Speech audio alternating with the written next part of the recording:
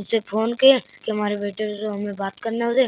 तब अतुल नहीं दे रहा था, कह रहा तू कौन बोल रहा है, तब ऐसे-ऐसे बात करें। तब अतुल मेरे पापा को गाली दे दिया। तब उन्होंने फ़ोन पे जो आपके पापा को गाली दिया। हाँ। दोस्तों नमस्कार, हम इस समय अंबेडकर नगर ज़िला में मौजूद हैं और आप ये जो परिवार देख रहे हैं, आज ये गम में डूबा परिवार है।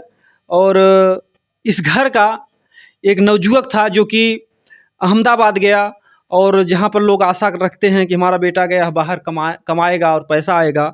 और ऐसे में अगर उस घर परिवार पर उस बच्चे का अगर मृत बॉडी अगर घर पे आता है तो उस परिवार पर क्या बीतेगी, ऐसा तो आप लोग सोच रहे होंगे। सब लोग परिवार वाले हैं। तो यहाँ पर देखिए एक बहुत ही दर्दनाक घटना, बहुत ही दिल को दहला देने वाली घटना घटी है। और चलिए हम यहाँ पे जानना चाहेंगे कैसे इस में क्या जो है बात है, क्या मामला है, उस बच्चे के साथ क्या हुआ, कैसे नहीं हुआ, इसके पीछे क्या राज है। भैया आपका क्या नाम? अखिलेश गुप्ता। तो इसमें कैसे क्या हुआ? मैं तो मुंबई रहता था। आप मुंबई रहता था। 15 तारीख को 2 बजे मेरे पास फ़ोन आया अच्छा। घर से कि कमलेश की डेड बॉडी जिला अस्पताल इंदौर में पड़ी है। अच्छा। हाँ। फ़ोन कौन किया आपके पास? फ़ोन सबसे पहले मेरा भाई किया, बड़ा। अच्छा, बड़ा उसके कौन है? बाद यही जो बैठे हैं? हाँ, यही जो बैठे हैं फ़ोन किए। तो इनसे पूछा आपके पास कैसे पता चला? इन्होंने क्या बोला कि प्रधान जी के पास फ़ोन आया था, उसकी औरत ने की कि कमलेश की डेड बॉडी इंदौर जिला अस्पताल में पड़ा है। तो मैं बोला नहीं, ये झूठ बात है। यानी आपको यकीन नहीं हो रहा था कि हमारे भाई का जो है इस तरीके से हो सकता है। तो मैं बोला नहीं, ये झूठ बात है। वहाँ इंदौर जिला अस्पताल का नंबर निकालो, वहाँ पहले आप बात करो क्लियर कि अगर डेड बॉडी मिली है तो जिला अस्पताल से मालूम पड़ेगा फ़ोन नंबर करके। तो वो मैं बोला कुछ नंबर है, तो बोले नहीं है। तो बोला नहीं, तब ये गलत बात है। फिर और फटाफट सबका फ़ोन आना शुरू हो गया कि ऐसा ऐसा, तो भी मैं भरोसा नहीं हुआ कि ऐसा है। फिर 3 बजे जब मोबाइल में मेरे फ़ोटो आए, मतलब डेड बॉडी का, तब हमको भरोसा हुआ कि हमारा भाई इस दुनिया में नहीं है। तब आभास हुआ कि अब भाई नहीं है। फिर वहाँ से मैं इंदौर से मतलब मुंबई से निकला इंदौर के लिए। सुबह आया 10:30 बजे इंदौर पुलिस स्टेशन राजेंद्र नगर। वहाँ पीआई से मुलाकात हुई। वहाँ पे उसकी वाइफ भी थी, कमलेश गुप्ता की। क्या नाम उनका? सीता गुप्ता। हाँ, उनका भाई भी था साथ में, दर्शन गुप्ता। ये जो सीता गुप्ता है, इनका जो है मायका कहाँ? इनका मायका आसापार है। आसापार। अच्छा। हाँ, जलालपुर क्षेत्र में आता है। जी। हाँ जी। तो उनकी जो शादी हुई थी यहीं घर पे ही हुई थी? घर पे ही हुई थी यहीं। कितना साल पहले? ये 2005 में शादी हुई है। अच्छा, यानी कि कम से कम 18-20 साल, 18 साल हो गया। जी। तो ऐसे में क्या आपको मामला लग रहा है कि वहाँ पर जब वो डेड बॉडी मिली तो आपको देखने में क्या लगा? वहाँ जाने के बाद पंचनामा के रूप में जब हमारा मतलब लिया गया ज़बानी, उनका भी ज़बानी हुई, कथन हुआ। फिर हमारे बड़े भाई गए थे, उनका भी कथन हुआ। वहाँ पीआई जो पूछे कैसे क्या आपको क्या लगता है, हमने अपना मतलब स्टेटमेंट दिया। बड़े भाई अपना स्टेटमेंट दिए, उनकी वाइफ थी वो भी स्टेटमेंट दी। तो वहाँ से आभास होता है इनमें इनका ही हाथ है और 2-3 लोग हैं। यानी कि इसमें ये है कि इनकी पत्नी ने ही इनकी हत्या करवाई है। 2-3 लोग हैं इसमें। उसमें 2-3 लोग हैं। तो ये अहमदाबाद में नहीं, ये इंदौर में बॉडी मिली। इंदौर में। हाँ। तो इनकी पत्नी रह कहाँ रही थी मौके से? इनकी पत्नी मौके पे अहमदाबाद में थी। अहमदाबाद में थी। हाँ, भाई साहब यहाँ से 8 तारीख को लेने के लिए गए। अच्छा, उनको और बच्चे को। अच्छा, क्या बच्चे को लेकर गई थी? बच्चे को लेके गई थी। अच्छा। तो बच्चे को लेने गया था भाई, और उनको तो यहाँ घर से उनको कितना दिन पहले गई थी? 15-15 दिन पहले गई थी। अच्छा, 15 दिन हुआ था? बस 15 दिन हुआ था। तो वहाँ किसके आधार पे गई थी? जब पति यहाँ पर हो तो किसके आधार पे गई? वहाँ पे जब हम पूछे इंदौर में कि आप अहमदाबाद कैसे आई, ना हमारा कोई रिलेशन है यहाँ, ना आपका कोई रिलेशन है, तो किस बेसिस पे आप अहमदाबाद आए? तो उन्होंने एक मनोज अज्ञात व्यक्ति का नाम लिया। उनकी पत्नी ने, जो हमें मनोज के बारे में मालूम नहीं है। अच्छा। कि मनोज है कौन। तो पीआई साहब तो यानी कि आपके भाई के मरने के बाद जो आप उनसे पूछा कि आप यहाँ कैसे आए? हाँ, क्योंकि वहाँ इंदौर पुलिस स्टेशन में हमारा उनका मुलाकात हुआ। जी। तो वहाँ पे हमने पूछा कि आपने अहमदाबाद आए कैसे भाई? ना आपका रिलेशन है कोई, ना मेरा रिलेशन वाला कोई रहता है, क्योंकि इस अजनबी शहर में अकेले आई कैसे? तो उन्होंने हमको क्या बताया कि मनोज से हमारा बात हुआ था। तो बोला मनोज कौन है? कहाँ का है, तो बोले ये नहीं मालूम, खाली फोन पे मेरा बात हुआ और उन्होंने बुलाया, आओ आपको यानी उन्होंने बताया कि हमारी फोन पर उनसे दोस्ती हुई और इसके बाद हम चले आए। चले आए। तो आप देख सकते हैं कि उस औरत वो जो है इनसे ही बता रही है, और उनके पास 2 बच्चे हैं। 3 बच्चे हैं। 3 बच्चे। हाँ, तो लगभग उनकी उम्र कितनी रही? उनकी उम्र 35-36 के रेंज में होएगा। 35-36 के। हाँ, 35-36 वर्ष की उम्र और 3 बच्चे। एक उनके छोटे हैं बड़े? नहीं, ये बीच वाले हैं। ये माझी बच्चे। हाँ, 3 बच्चों की माँ, और जैसा कि इनसे बता रहे हैं कि एक मनोज नाम के शख्स से जो है उन्होंने बात की फ़ोन पर, और इस घर परिवार को छोड़कर चली गई 15 दिन पहले। 15 दिन पहले। अच्छा। हाँ। तो फिर उसके बाद क्या हुआ? जब वो छोड़कर चली गई तो आपके भाई वहाँ पर कैसे पहुँचे? भाई वहाँ मतलब फ़ोन पे बातचीत हुआ, और 8 तारीख को भाई यहाँ से गया कि चलो मैं बच्चे को लेके आता हूँ, इसको भी लेके आता हूँ। तो वहाँ कुछ समझाए, लेकिन वो बात को नहीं मानी। आपके जो भाई थे उनको फिर पुनः इस घर में लाना चाहते थे। तो आप ये भी अंदाज़ा लगा सकते हैं कि एक मतलब कि वहाँ जाने का मतलब ये हो गया कि दूसरे से अवैध संबंध। सवाल ही नहीं आता, अब यही लगता है, अब यही लगता है, सवाल ही नहीं आता। क्योंकि अगर वहाँ पे अगर गई हैं किसी पुरुष के कहने पर, तो इसका मतलब है कि उनका उससे दोस्ती है, उसके साथ अवैध संबंध है, यानी 3-3 बच्चों को छोड़कर, घर परिवार को छोड़कर चले जाना। और ऐसे में एक भाई का जो है आपका एक महानता का भी ये गुण है कि वो फिर इस परिवार में वापस लाना चाहते थे। लाना चाहे, क्योंकि अगर एक औरत अगर 1 दिन के लिए गायब हो जाए, तो अगर कोई उस तरीके का होगा जो आज का अगर टेढ़ा व्यक्ति होगा तो घर में कदम नहीं रखने देगा। सवाल ही नहीं आता, सवाल ही नहीं आता, कभी नहीं रखेगा। मम्मी मरवा दी, ये घटना हो जाएगी। तो चलिए देखिए, हम बच्चे से थोड़ा जानना चाहेंगे कि बच्चे को शक कहाँ से पैदा हुआ। हाँ बाबू, तुमको ये कैसे लगा कि मम्मी जो मरवा देंगी, कब कैसे तुमको पता चला या मम्मी के ऊपर शक था?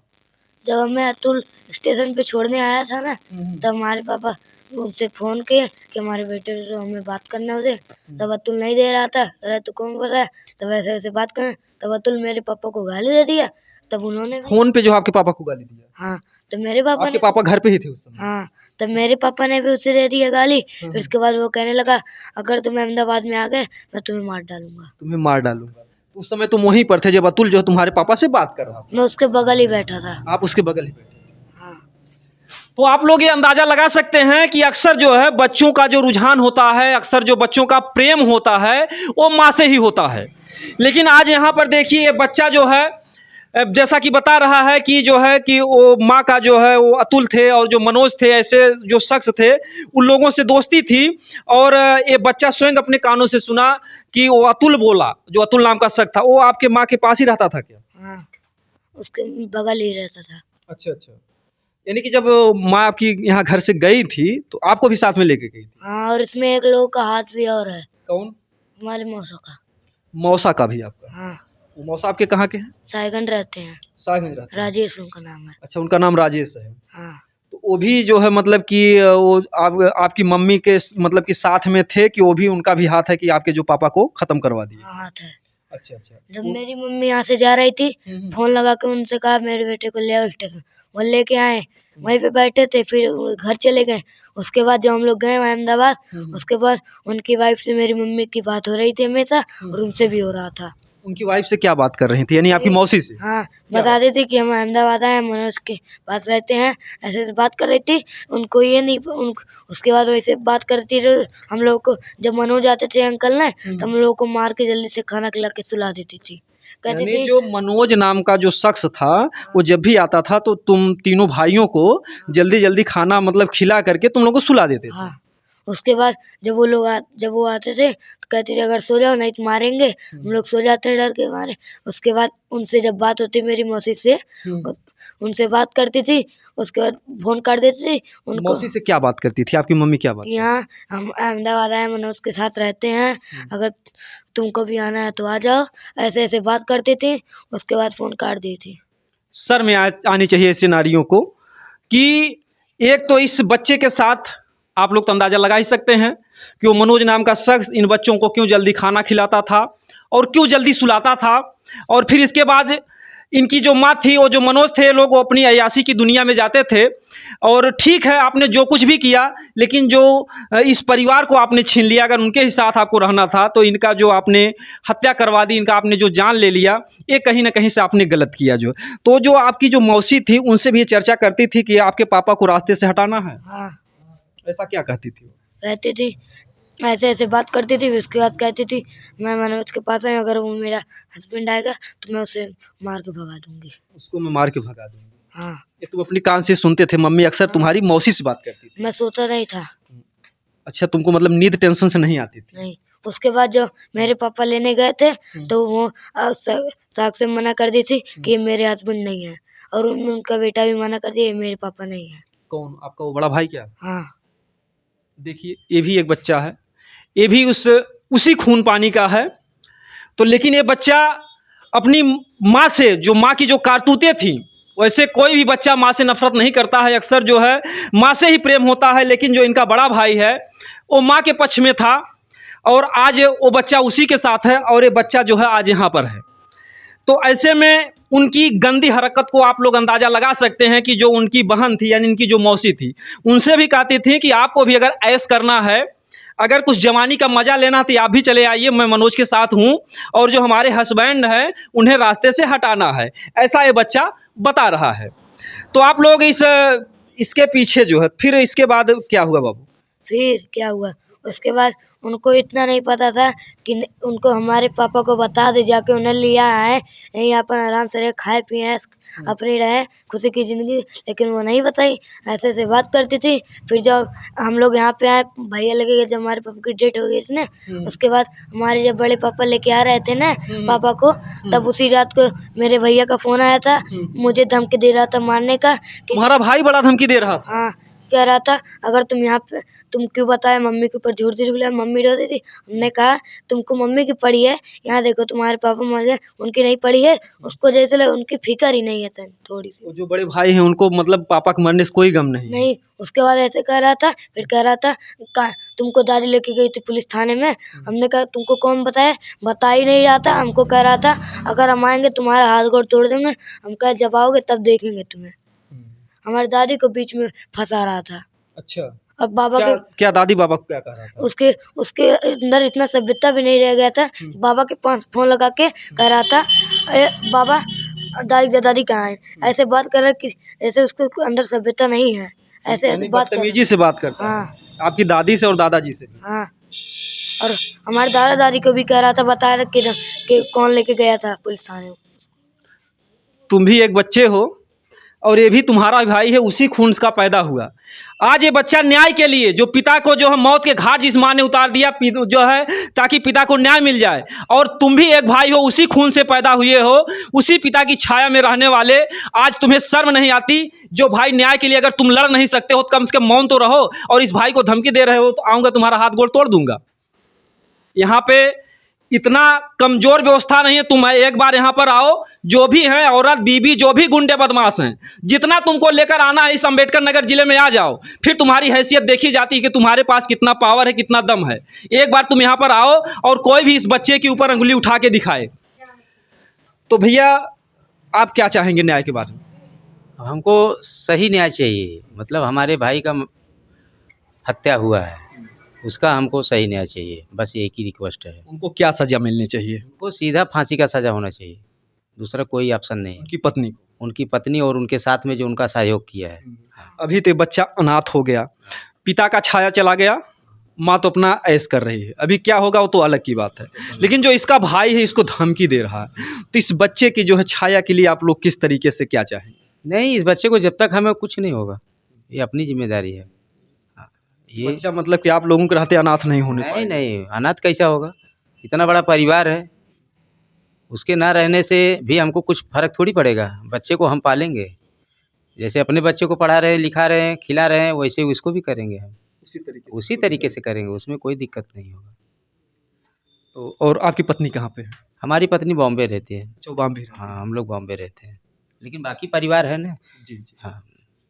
तो यहाँ पर देखिए, मैं इन भाई साहब को बहुत बहुत धन्यवाद देना चाहूँगा, जो इस अनाथ बच्चे के लिए इतनी बड़ी जिम्मेदारी ले रहे हैं आज के दौर में। और ये समाज जो भी वीडियो देखेगा, इन भाई साहब से सीख लेगा कि आज इस बच्चे के ऊपर इनका छाया है, कोई भी कुछ बिगाड़ नहीं सकता है। और बाबू तुम डरोगे नहीं, ये घर परिवार तुम्हारे साथ है। और चलिए हम इनकी माता जी से बात करना चाहेंगे। हाँ माई जोन है, जब जात हैं तो आपसे कुछ कहा तो हाथ रहे हैं? बाबू हमसे मिलबे ना के हैं। अच्छा। 2 रोज पहले ना मिले। हम्म।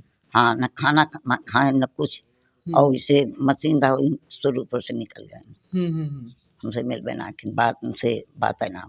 तो जवन वो पतोहिया आपके राहत रहे जवन मतलब कि बतवा से मरवाए दी तो घर यहाँ राहत रही तो झगड़ा झंझट अक्सर होत रहल का उन सब में? वो दोनों आदमी आपन दोनों पलानी झगड़ा उगड़ा कैले। अक्सर झगड़ा? हाँ फिर शांत हो जाए वही इस बात। अच्छा अच्छा, मतलब कि जब से शादी भेल रहल आए दिन भी बीच बीच में झगड़ा वो सबके होत रहल, यानी खुश ना रही है? आए दिन नहीं, मतलब 4-5 साल से 3-4 साल से थोड़ा कुटपुट। अब किस परिवार में नहीं होता कुटपुट? हाँ वो तो एक आम बात है, ये तो एक आम बात है ना, हर घर में थोड़ा बहुत होता है ना। खाली दोनों हो जाने का। तो आपके मतलब कि 3 बेटा हैं? नहीं, हम लोग 8 भाई थे। अच्छा 8 भाई? 8 लड़के। अच्छा अच्छा, 8 में 7 लोग हैं सब। हाँ, अब वही एक खत्म हो गया, एक लड़की हुई चली, एक लड़का खत्म हो गया, अब 8। तो आप लोग देख सकते हैं जिस माँ के जो है 8 पुत्र थे, ये माँ खुशियों से अपना जीवन बिता रहे थे कि अब जो है हमें बस खाना है, जीना है, सब कुछ बच्चे जिम्मेदारियाँ देख रहे हैं। और जो बच्चे अपने 9 महीने पेट में जिस बेटे को रखी थी और वो जब लाश इस घर पे आई होगी तो इस माँ पे क्या गुजरी होगी? अरे भैया बहुत परेशानी, कुछ कह नहीं कर, जब से सुने तब से एकदम परेशान है, बेहोश हो जाते, बेहोश एकदम कर जाते। तो उन्हें बदे का सजा चाहिए जो उन पतोहू राम मरवाए दी? उन्हें सजा, फांसी की सजा दे, सजा दे, हम फांसी हो देखे ना चाहिए। हाँ हमारे सामने ना हम। अच्छा, वो यह घर में मतलब अब कभी आवे नहीं? नहीं, हमारे घर में एक लड़का है, वो एक से नहीं। ये जो बच्चा है इसका हाँ, इसका सेवा सत्कार आप लोग करेंगे, क्यों पालेंगे। तो आप लोग देख सकते हैं कि इस वीडियो के माध्यम से इसको ज़्यादा से ज़्यादा शेयर करेंगे आप लोग तक। हैं नहीं बाबूजी तो उसके बात ना करते हैं, ठीक है, ठीक है, कोई बात ना। तो आप लोग देख सकते हैं कि इनकी जो एक गंदी हरकत है, ऐसे में तमाम लोग शादी विवाह करते हैं, लेकिन इस तरीके से अगर किसी के साथ अगर 2-4 घटनाएं हो जाएंगी तो शायद लोग शादी से भी डरने लगेंगे। जो पावन पुनीत रिश्ता होता है पति पत्नी का, जो 7 जन्मों का रिश्ता माना जाता है, तमाम पत्नियां जो है अपने पति की लंबी उम्र के लिए करवा चौथ का व्रत करती हैं, तमाम जो है उनके लिए उपवास करती हैं हमारे पति की उम्र बढ़े। लेकिन आज यहाँ पर एक ऐसी घटना घटी है कि जो पत्नी पति की उम्र के लिए जो है व्रत रखती है, लेकिन आज यहाँ पर एक पत्नी जो है दूसरे से थोड़े से जो है आनंद के लिए, थोड़े से जो मतलब 3-3 बच्चों के मोह माया को छोड़कर, इस घर परिवार को छोड़कर इतने बड़ी घटना को अंजाम दे दिया कि अपने पति को ही मरवा दिया दोस्तों के साथ। तो ऐसे में ऐसे लोगों को कानून है, जो प्रशासन है, जो है कड़ी से कड़ी सजा दे, ताकि और भी समाज में इस तरीके की घटनाएं ना हो और लोग सचेत रहें। और एक चीज़ मैं ये भी कहना चाहूँगा कि जिस भी मियाँ बीवी को में झगड़ा हो, झंझट हो, वो भैया तलाक ले लें, कोई किसी की जान ना ले। इस तरीके से माँ को दर्द होता है, भाई को दर्द होता है, बेटे को दर्द होता है, समाज को दर्द होता है। तो आप सभी कुछ कहते हैं आसे पास कहीं और कोई बच्चा था नहीं, 2 लड़के वहीं पर हैं, केवल सिंगल ही है, वो जाने दीजिए, कोई बात नहीं। तो मैं आप लोगों से यही कहूँगा कि इस वीडियो को ज़्यादा से ज़्यादा शेयर कीजिएगा ताकि समाज में इस तरीके की घटनाओं को अंजाम ना मिले और जो भी दोषी हैं उन्हें कड़ी से कड़ी सज़ा दी जाए, ताकि अन्य परिवार सुरक्षित रहें और मियाँ बीवी में किस में नहीं झगड़ा होता। अगर नहीं जमती है तो इस तरीके से किसी के जीवन को ना ख़त्म किया जाए, क्योंकि आपने इनको मरवा कर फिर भी आप चैन से अब नहीं जी पाएंगी। कहीं न कहीं से आपको थाने में जाना होगा, जेल की हवा खानी पड़ेगी और आपने तो इस परिवार के को छीन ही लिया। और जब आपका वो बुढ़ापे का दिन आएगा तो कहीं ना कहीं से आपको पश्चाताप करना पड़ेगा। जैसे आप लोग देखते हैं ना, किसी को कोढ़ हो जाता, कोई अंधा हो जाता है, तो ये सब तुम्हारे कर्मों का ही फल होता है। भगवान किसी के साथ गलत नहीं करता, यही सब नतीजा हर कोई भोग। क्या बाबू? मेरे पापा जब उनकी बहन आती थी बड़ी वाली ना पंजाब से, अब मेरे भैया के बर्थडे में आई थी, मेरे पापा को उनके हस्बैंड मारे थे सबके सामने। कौन मारे थे? उनके हस्बैंड। किसके हस्बैंड? आपकी मौसी के? हाँ, यानी आपकी मम्मी की जो बड़ी बहन थी सुनीता की हस्बैंड। उनके हस्बैंड यहाँ बर्थडे में आए थे, यहाँ पे तुम्हारे पापा को मारे थे? हाँ मारे थे। अच्छा अच्छा अच्छा। तब भी मेरी मम्मी मेरे पापा को बार बार सीढ़ी पर से टेल लेती थी, उनको चोट लग जाए तब भी नहीं तो कुछ करती थी। देखिए ये बच्चा, ये मासूम बच्चा अभी जिसकी उम्र ज़्यादा कितना वर्ष होगी? 12 साल।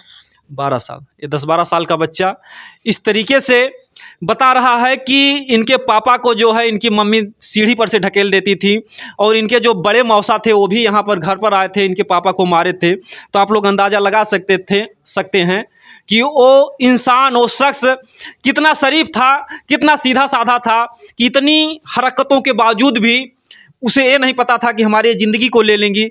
और जब वो जा रहे थे तो तुम बता रहे थे पापा से, पापा मत जाओ, तुमको मार डालेंगे। हाँ। तो क्या बोले तुम्हारे पापा? पापा कहे अच्छा ठीक है नहीं जाऊंगा। तो वो अपने मशीन पे चले गए, अपना सर मशीन चला रहे थे। उसके बाद मेरा भाई जबरदस्ती मेरे पापा को लेके गया। वो बड़ा वाला भाई? हाँ। यानी वो बड़ा भाई भी चाहता था कि ये ना रहें जो है, इसीलिए तो तुमको धमकी देता है। हाँ। तो आप देख सकते हैं कि ये बच्चा मना किया था और आज काश इस बच्चे की बात मान लिए होते तो शायद इस दुनिया में होते, लेकिन अब क्या करेंगे, जो होनी था वो तो हो गया। अब तो हम उनको इस दुनिया में नहीं ला सकते हैं, लेकिन कम से कम जो इस परिवार को अगर न्याय मिल गया, उनको कड़ी से कड़ी सज़ा मिल गई, तो कम से कम इस परिवार को थोड़ा सुकून ज़रूर मिलेगा। और जो इस बच्चे को धमकियाँ देता है हर तरीके से, जो शासन प्रशासन है, मैं तो उनसे यही कहूँगा कि इस बच्चे की भी जो है खबर को लें और लेते रहें, और इसकी सुरक्षा को भी जो है ध्यान में रखते हुए, ताकि कोई भी गुंडा बदमाश इस तरीके से कोई कदम ना उठाए। और इस घर परिवार की सुरक्षा भी ज़रूरी है, क्योंकि अभी आगे तमाम जो है संघर्ष होंगे इस परिवार के साथ। तो दोस्तों, जय हिंद।